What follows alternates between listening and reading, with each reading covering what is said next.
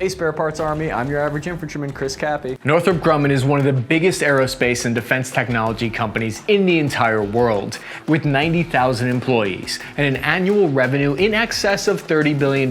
They rank at number 101 on the Fortune 500 list. Their work for the US Department of Defense has been integral to our national security. And like many, I'm a huge fan of their weapons technology. But the same way you don't make an omelet without breaking a few eggs, you don't become one of the top biggest contractors for the government without breaking a few laws. So let's take a look at Northrop Grumman's worst corruption scandals. Jack Northrop formed the Northrop Corporation in 1939, but he had trouble staying afloat during the Great Depression. World War II changed all of that. The influx of money from the US government led to the development of the P-61 Black Widow night fighter, the B-35 bomber, among others. The trouble for Northrop Grumman and their competitors really started after World War II. Northrop's first controversy came on the heels of a much bigger controversy, Watergate. When Watergate broke, 16 major corporations, including Northrop, negotiated guilty pleas with the Watergate special prosecutor in regards to illegal campaign contributions. Basically, the Watergate investigations revealed that Northrop Corporation had contributed $150,000 to Nixon's 1972 presidential campaign. They did this via a corporate slush fund operated by a consultant in Paris who laundered the money and distributed over $1.4 million to various sources from 1961 to 1973, including $300,000 to federal, state, and local campaigns. Even more damning, Northrop's then CEO, Thomas V. Jones, had tried to pass off a $100,000 contribution to the Nixon campaign from this corporate slush fund as his own. He entangled other Northrop top brass in the process. Nixon's lawyer, Herbert Kumach, later named Jones before a grand jury and on national television as a major contributor to this fund, and it meant to collect hush money for the Watergate burglars. Jones told the Watergate grand jury, the FBI, and Northrop's own director that the contribution was his own. Long story short, it wasn't, he lied. Jones resigned as chairman of Northrop Grumman, but kept his job as president and chief executive officer, even as the CEOs of other companies like Gulf Oil and Lockheed Aircraft Corporation resigned in the wake of their own bribery scandals at the time. This was a big deal in 1975. It's still legal for corporations to contribute directly to federal election campaigns, but now there are workarounds and they happen right out in the open. Corporations can set up and contribute to political action committees, PACs, and super PACs, and get their money where they want it to go. Back in the 1960s and 1970s, companies like Northrop were pioneered in the field of getting money to politicians in unofficial, official ways. The bribery at home wasn't the only scandal. In the wake of the Watergate political slush fund scandal, it was revealed that Northrop had made payments of over $30 million in fees and commissions to foreign consultants, which according to the SEC, may have been used for bribes overseas. In 1970s, Northrop officials set up an organization in Switzerland called the Economic and Development Corporation, or EDC, in an effort to boost international sales. They paid $1.8 million in commissions through this organization. A report on the matter prepared at the behest of the Northrop found that the EDC was used to pay commissions on services performed in Brazil, Taiwan, Saudi Arabia, Malaysia, and Iran. Northrop consultant Frank J. DeFrance described EDC as a Lockheed-type operation meant to change the dismal experience that Northrop was having in obtaining foreign contracts. It is true, Lockheed went through a bribery scandal of its own in the 1970s. That caused a lot of controversy in Japan, the Netherlands, West Germany, and Italy. Maybe Northrop was just trying to keep up with Lockheed. But these scandals barely scratch the surface of what we're going to see in the next 30 years. When your defense company gets wrapped up in a scandal, it can be difficult, and in a world where inflation is still hovering at a high level, and retail investors have lost about $350 billion, most of us are likely struggling in these major economic swings. Now more than ever, it's important to find investments, assets with potential to even gain value, assets like fine art, And since the value of art isn't necessarily correlated to traditional investments like stocks and bonds, art can serve as an investment that can retain and even gain value during widespread economic crisis, which is one reason why over the last 26 years, contemporary art prices have outpaced the S&P 500 by 131%. Until recently, only the wealthiest members of society could utilize art in this fashion. But thanks to today's sponsor, Masterworks, almost anyone can invest in million-dollar paintings for a fraction of the cost. Masterworks buys paintings from legendary artists like Picasso, Monet, and Banksy, and qualifies them with the SEC. In 8 of their last 9 exits, Masterworks has delivered net returns of over 13.9% to their investors. And with nearly 600,000 people signed up, they're looking to acquire art on a weekly basis to meet demand. So there's a wait list, but my subscribers can get priority access at the link in the description. One thing is for sure, these huge aeronautics and defense companies were innovative not just in what products they made, but also how US corporations do business with foreign governments. Northrop Grumman continues to give money to foreign governments now, just like they did back then. They just call it lobbying now. In the early 1980s, it was a good time to be in the defense industry as the US government ramped up spending during the Cold War. The late 1980s, not so much. Defense spending decreased and Northrop started cutting corners and committing, well, flat-out fraud. In 1987, Leo Barras was an employee at Northrop plant in El Monte, California. His job involved running tests on flight data transmitters that Northrop was supplying to the Air Force for their nuclear-armed cruise missiles. The Northrop transmitters repeatedly failed in cold temperatures, which was important because the missiles were designed to operate at high altitudes above the Arctic Circle near the Soviet Union. Barras informed his superiors that the transmitters failed the tests, and he was told to fake the results. He didn't. He blew the whistle by notifying the Air Force and the FBI of what was going on, and then he was fired. Northrop pleaded guilty to 34 criminal fraud charges. The company paid $17 million in fines and another $8 million into the civil court. And the manager of the plant went to prison for 3 years and did cold hard time. And I never got caught neither. Well, you're in prison, but... In 1989, Northrop employees James Halsheritz and Rex Robinson blew the whistle on Northrop for overcharging the US government for parts to the tune of millions of dollars. Northrop, of course, denied all of these wrongdoings, but they did pay $134 million related to these accusations.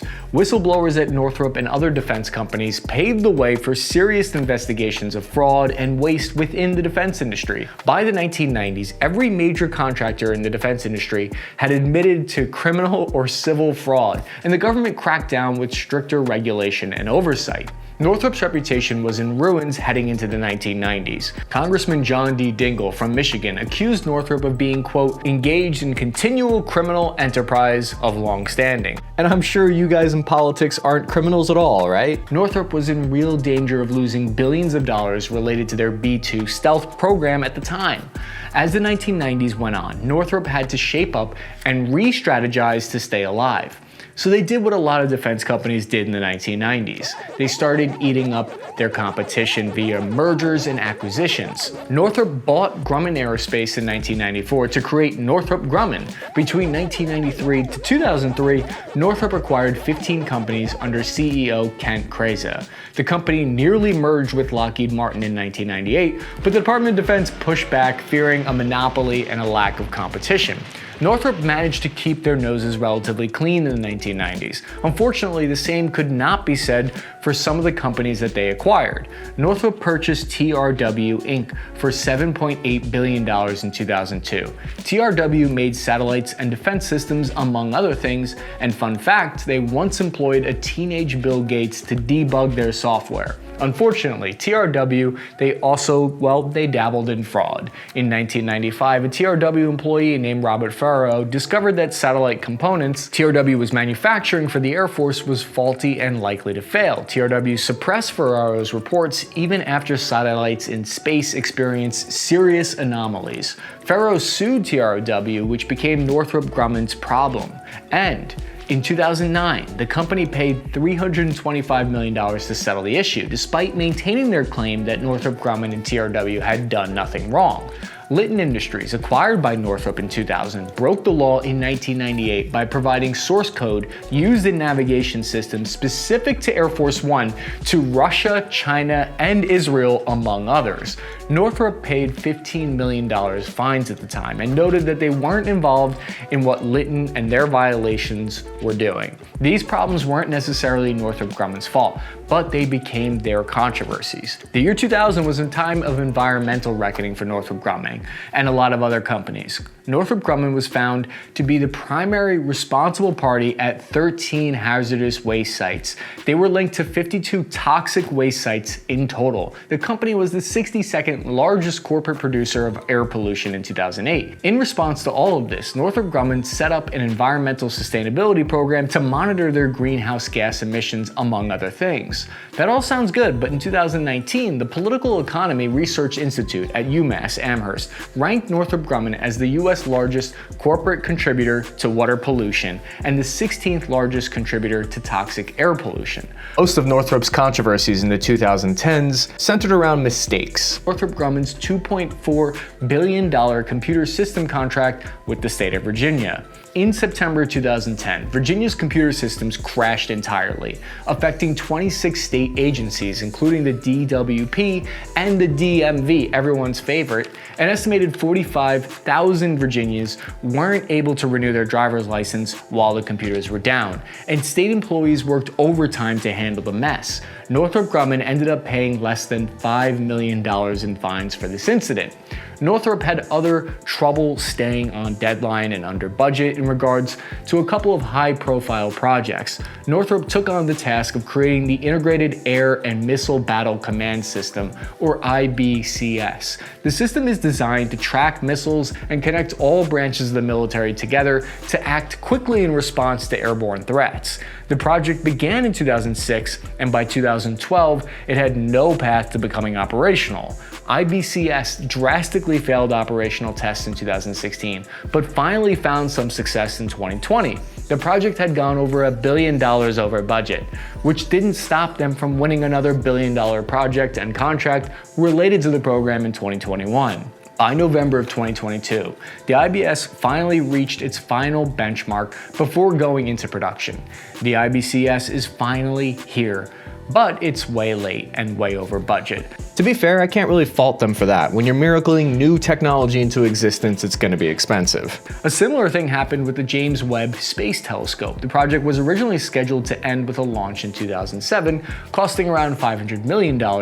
That didn't even come close to happening. The telescope failed multiple times, once because of human error, some bolts weren't fastened correctly, and by 2018, Northrop CEO Wes Bush was forced to go before the Senate to answer questions about the overdue program. The telescope eventually did launch on Christmas Day 2021. The $500 million project ended up costing $10 billion. The telescope, it's pretty cool though, so I don't know, Merry Christmas? Some of this is understandable. Northrop Grumman is tackling huge projects, so some delays and setbacks are certainly expected. There's not a lot of competition, and there's certainly no precedent when it comes to building a space telescope that does infrared astronomy. But Northrop Grumman is a business with a history of fraud, and it's funded mostly by taxpayer money. So these kinds of things are worth mentioning and monitoring. On paper, it would seem that Northrop Grumman has cleaned up its act since 1990s, and they have to some degree. The real question is, are they doing things differently, or have the rules just changed? I mentioned it earlier, but the trouble Northrop got in for contributing to Nixon's campaign could have been avoided if super PACs existed in 1972. According to SourceWatch, Northrop Grumman spent over $10 million in lobbying expenditures in 2021. They haven't stopped that behavior. They just figured out how to do it without breaking any laws. And they continue to push the limits. In 2016, the top weapons buyer for the US Air Force was removed from his position after it was revealed that his wife had a Northrop Grumman retirement account. The news broke just a few months after Northrop received a $21 billion contract to build the military's future fleet of stealth bombers. The official's punishment? He was moved to another department. The lines between government and the defense industry have blurred considerably since the days of Richard Nixon. At least 7 former officials, consultants, or shareholders in Northrop Grumman served in the George W. Bush administration, including Deputy Secretary of Defense Paul Wolfowitz and Vice President Chief of Staff Scooter Libby, who left the government amid scandals. And it's worth noting that President Obama and President Biden are the same exact way. That's how lobbying works. Lobbyists pay government officials become lobbyists, employees of defense companies work in the highest echelons of government, and the revolving door spins on. In some ways it works very well and it gives us an amazing defense industries, but it's not a secret. It's not a beloved practice, but it's not especially controversial either. No one's figured out a better way to do it yet, and I'm not here giving you a better way to do it myself. Northrop Grumman still does a lot of international business and international lobbying. This got them in real trouble in the 1970s, but not today. They still do business with Saudi Arabia, a country not exactly known for its stellar human rights record, but it isn't especially controversial. The US defense industry has done billions of dollars of business with Saudi Arabia under the leadership of both major political parties. So yes, Northrop Grumman has faced its share of controversies and scandals over the years. They've certainly changed some of their behavior, but they're also just getting better at it. Times have changed, business has changed, laws have become more flexible, and what has been a huge deal in 1975 doesn't really even raise an eyebrow today. There are glimmers of good conscience too. Northrop Grumman recently pulled out of a deal to manufacture cluster bombs because of human rights concerns surrounding the weapons. They can be reached. Like all business, they are concerned about what the public thinks about them.